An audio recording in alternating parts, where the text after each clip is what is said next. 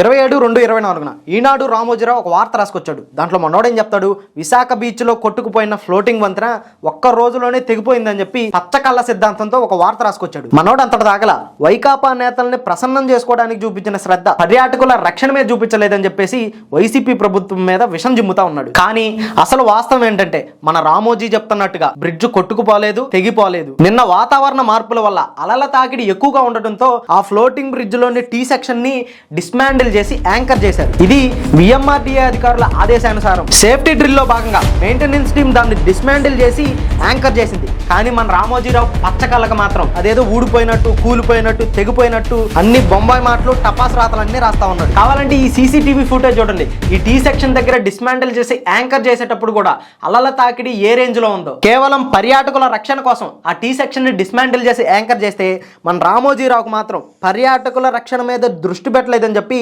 ఇలాంటి పచ్చరాతలన్నీ రాస్తా ఉన్నాడు. కానీ ఈ రామోజీ లేనిది ఉన్నట్టు, ఉన్నది లేనట్టు, ఇష్టం వచ్చినట్టు విషపరాతలు రాస్తా ఉన్నాడు. సండే ఇదే ఫ్లోటింగ్ బ్రిడ్జ్ ని ప్రారంభించినప్పుడు ఇదే ఈనాడు పేపర్లో కనీసం ఒక మొక్క, ఒక అంచులో ఎక్కడ ఈ ఫ్లోటింగ్ బ్రిడ్జ్ ప్రస్తావనే లేదు. కానీ ఇవాళ రోజు ఏమీ జరగకుండానే జరిగిందని చెప్పేసి ఇలాంటి తప్పుడు కథనాలన్నీ రాస్తా ఉన్నాడు. మన రామోజీ రాసే ఈ రామోజీ రాతల్ని ఎవ్వడూ నమ్మకండి. ప్రజలారా, ఇది ఫక్తు ఫేక్ పేపర్, దీన్ని ఎవ్వడూ నమ్మకండి.